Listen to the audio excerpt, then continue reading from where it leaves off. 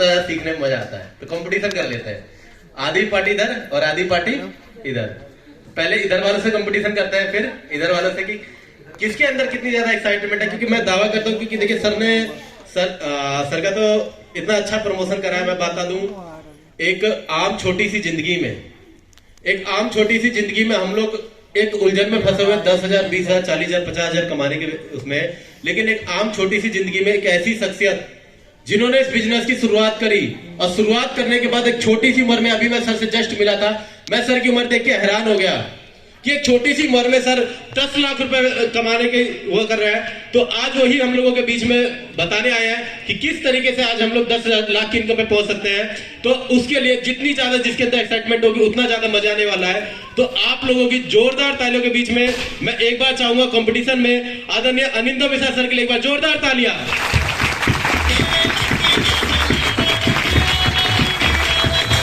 इतनी तालियां बजाएं कि साउंड की आवाज कम पड़ जाए।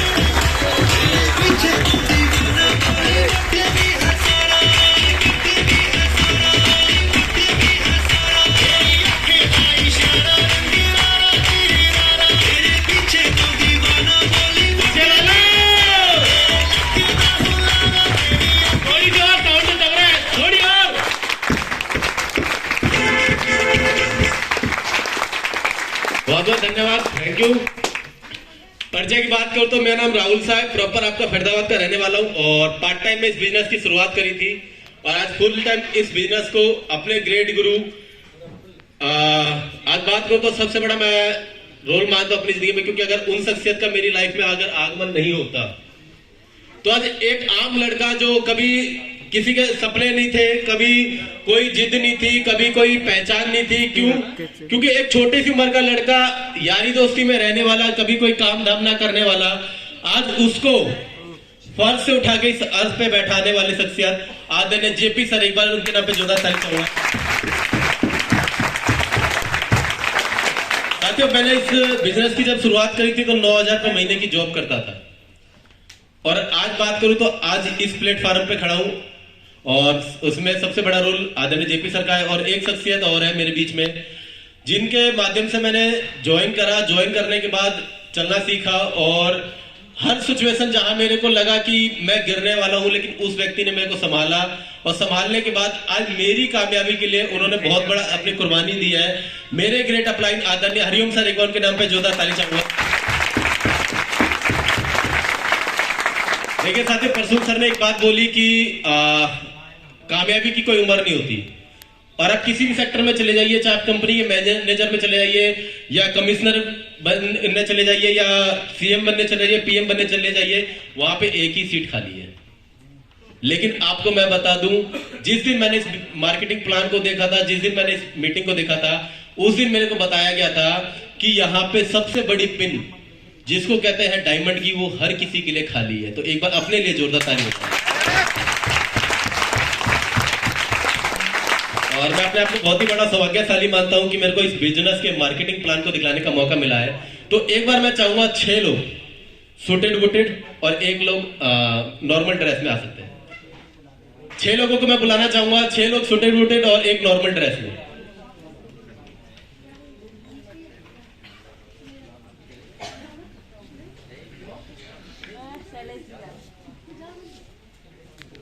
एक बार इन सभी लोगों के लिए जोरदार तालियां। होता है ना, तो स्टेज का डर होता है। तो अगर आज ये लोग यहां तक आ रहे हैं तो बहुत बड़ी बात है। अब बीच में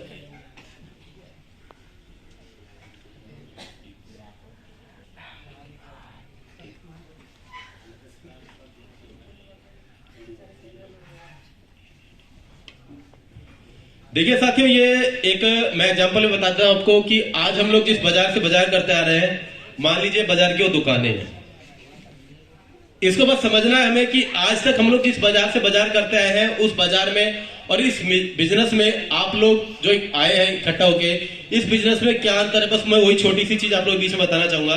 तो देखिए, आज हम लोग पैसा कमाते हैं, पैसा कमा के हम लोग क्या करते हैं, खर्च।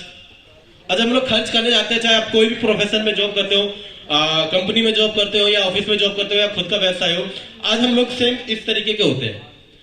और हम लोग क्या होता है कि हम लोग ग्राहक होते हैं देखिए थोड़ी हाँ और ना की जब आवाज आए तो ज्यादा मजा आएगा प्लान दिखलाने में। तो देखिए हम लोग ग्राहक होते हैं, ग्राहक क्या करता है, पैसा कमाता है, पैसा कमाने के बाद अपनी आसपास की दुकानों पे जाता है जिसको हम लोग रिटेलर कहते हैं। रिटेलर खुद सामान नहीं बनाता, वो ऊंची बाजार से लाता है जिसको होलसेलर कहते हैं। और होलसेलर भी नहीं बनाता, वो डीलर से लेके आता है, डीलर भी नहीं बनाता, वो सीएफ एजेंट से लेके आता है, सीएफ एजेंट भी नहीं बनाता, ये कंपनी से लेके आते हैं। इतनी बाजार व्यवस्था से होते हुए हमारे पास सामान आता है। लेकिन आपको मैं बताऊं कि इस बाजार व्यवस्था पे सन 1930 में सर्वे किया गया कि कंपनी अगर किसी भी प्रोडक्ट को, अगर मान लीजिए कंपनी ने कोई भी एक प्रोडक्ट बनाया, जैसे कंपनी ने प्रोडक्ट बनाया, इसकी लागत जो कंपनी की आती है 80 रुपए आती है, कंपनी लाखों रुपए करोड़ों रुपए लगाती है, तो इसको 20 रुपए मुनाफा रखेगी। तो 20 रुपए मुनाफा रख के प्रोडक्ट को तैयार करती है और ग्राहक तक पहुंचाने का एक माध्यम खोजती है। तो ग्राहक कब यूज करता है, हम लोग कब यूज करते हैं, जब हमें उस कंपनी के रेट वेट और क्वालिटी पता होती है। तो कंपनी क्या करती है, उस प्रोडक्ट का प्रचार कराती है। और प्रचार कैसे लोगों से कराती है, हाजी सर, ऐसे लोगों से।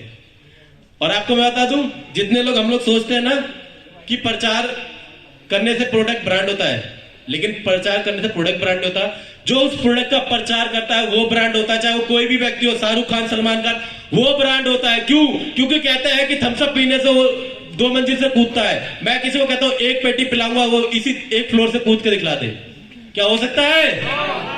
तो देखिए प्रचार कराते हैं, प्रचार में जो खर्चा आता है 50% का खर्चा आता है। ये प्रचारक इस प्रचार करके ग्राहक को बताता है कि इसका रेट क्या है, वेट क्या है और क्वालिटी क्या है। तो यहीं पे प्रोडक्ट कंपनी पे 150 रुपए का तैयार होता है और 150 प्रोडक्ट सीएफ एजेंट के पास आता है। ये भी लाखों रुपए करोड़ रुपए लगा के बैठे रहते हैं, तो ये भी अपना 10-10 रुपए मुनाफा रख के यहाँ तक पहुंचाता है। ये 10 रुपए रखता है, ये 10 रुपए रखता है, डीलर से फिर होलसेलर को पहुंचाता है 10 रुपए रख के, 10 रुपए रख के रिटेलर को पहुंचाता है, रिटेलर 10 रुपए रख के ग्राहक को पहुंचाता है। ये यहां तक प्रोडक्ट पहुंचते पहुंचते कितने का हो जाता है, 10, 20, 30, 40, 150 रुपए का प्रोडक्ट यहां तैयार हुआ और 40 रुपए इन्होंने रखा। टोटल कितना पहुंचा, 190 रुपए में। सबसे पहला महंगा हुआ कि नहीं हुआ? दूसरा, यहां पे नकली की संभावना होती है। क्यों? क्योंकि कंपनी कभी अपना नाम खराब नहीं करना चाहती और ये बिचौल लिए क्या करते हैं कि अपने ज्यादा मुनाफे के चक्कर में ग्राहक को नकली सामान देते। क्यों? क्योंकि ग्राहक कभी नहीं चाहेगा कि मैं प्रोडक्ट को नकली खाऊं। क्यों? क्योंकि वो चाहता है कि मैं मेहनत का पैसा कमाता हूं, चाहे 2 रुपए एक्स्ट्रा लग जाए, लेकिन मेरे को चीज अच्छी मिले। लेकिन ये बिचौलिए क्या करते हैं, अपने ज्यादा मुनाफे के चक्कर में प्रोडक्ट नकली दे देता है। क्यों? क्योंकि अदर मार्केट के में बहुत सारी कंपनी आती है जो कहती है प्रोडक्ट का रेपर सेम है, प्रोडक्ट का रेपर सेम है, सब चीज सेम है, बस अंदर का मटेरियल ने चेंज कर दिया है। आपको कंपनी ने 10 रुपए मुनाफा दिया है, मैं आपको 50 रुपीज मुनाफा दूंगी, आप इसको ग्राहक को बेच दो। क्यों? क्योंकि ग्राहक के घर में आज तक ऐसी कोई मशीन नहीं आई जो प्रोडक्ट चेक करके बता सके प्रोडक्ट असली है या नकली। इसी बाजार व्यवस्था में देखा गया 1930 में कि बाजार में सिर्फ इसमें 3 प्रकार के लोग हैं, लेकिन इंपॉर्टेंट 2 है। क्यों? क्योंकि अगर ग्राहक इस बाजार से प्रोडक्ट ना खरीदे तो बाजार नहीं चलेगा, और कंपनी इस बाजार में प्रोडक्ट ना बनाए तो ये बाजार नहीं चलेगा। लेकिन ये बिचौलिया अगर इस बाजार की व्यवस्था के बीच में ना रहे तो ये चल सकता है। तो इन दोनों ने 1930 में क्या किया गया, इन दोनों को एक ऑनलाइन सिस्टम से जोड़ दिया जिसको विदेशों में डीएसएम कहते हैं और इसी को हमारे इंडिया में आरसीएम कहते हैं। यहाँ भी सेम प्रोसेस है, 80 रुपए का प्रोडक्ट तैयार होकर 20 रुपए कंपनी मुनाफा, लेकिन यहाँ पे मैं 190 में नहीं 145 में पहुंचता है। सबसे पहले सस्ता हुआ कि नहीं हुआ? दूसरा, यहाँ पे असली की गारंटी होती है। क्यों? क्योंकि यहाँ पे बीच में कोई बिचौलिया नहीं है, डायरेक्ट कंपनी से कस्टमर तक सामान आता है। तीसरी सबसे इंपॉर्टेंट चीज जो हम लोग मार्केट से नहीं लेते, जिसको कहते हैं पक्का बिल। यहाँ पे पक्का बिल मिलता है। चौथी चीज, कंपनी कहती है कि जो 45 रुपए कंपनी ने महंगा लिया, महंगा नहीं, इसको क्या करिए, आप प्रोडक्ट को यूज करिए, आप प्रोडक्ट को देखिए ऊपर से नीचे तक कि ये बाकी पहनने वाली चीज है कि नहीं है, वाकई ये हल्दी खाने वाली चीज है कि नहीं है, वाकई ये नमक खाने वाली चीज है कि नहीं है। अगर आपको अच्छा लगता है तो उसको फिर बताने का काम करिए। इसके लिए कंपनी आपको 45% का पार्टनर बनाएगी। तो पार्टनर बनना चाहते हैं तो एक बार अपने लिए जोरदार ताली बता दीजिए और एक बार सभी सर के लिए जोरदार तालियां। समझ में आया? देखिए मेरे को पहली बारी में समझ में ही नहीं आया था। क्या बात है, एक बार संख्या बहुत ज्यादा, एक बार नए लोगों के लिए जोरदार तालियां। साथियों मेरा रोल यही तक था और मैं अपने आप को बहुत ही बड़ा सौभाग्यशाली मानता हूं, मुझको इस बिजनेस का मार्केटिंग प्लान दिखाने का मौका मिला है। और इससे आगे की कार्रवाई के लिए मैं एक शानदार पर्सनैलिटी को बुलाना चाहूंगा, लेकिन मेरी एक छोटी सी दरख्वास्त रहेगी, देखिए नए लोगों के लिए सबसे ज्यादा इंपॉर्टेंट रहेगी और पुराने लोगों के लिए भी। एक छोटी सी कोटेशन है, कहते हैं कि मैंने उसको अपनी जिंदगी में बहुत बड़ा अपील करा है, कहता है कि मत छेड़ मुझको, मत छेड़ मुझको, मुझसे लड़ना मुश्किल होगा, मत छेड़ मुझको, मुझसे लड़ना मुश्किल होगा, रचेंगे ऐसा इतिहास कि पढ़ना मुश्किल होगा। बहुत बहुत धन्यवाद। इससे आगे की कार्रवाई के लिए मैं एक शानदार पर्सनैलिटी, एक शानदार लीडर, जिनसे मैं बहुत सारी चीजें सीखता हूं, बहुत चीजें जानता हूं, तो एक बार आगे की कार्रवाई को बढ़ाने के लिए मैं आप लोगों की जोरदार तालियों के बीच में आदरणीय डीके पोद्दार सर को बुलाना चाहूंगा। जोरदार तालियां, क्योंकि गड़गड़ाहट थोड़ी कम सी हो रही है।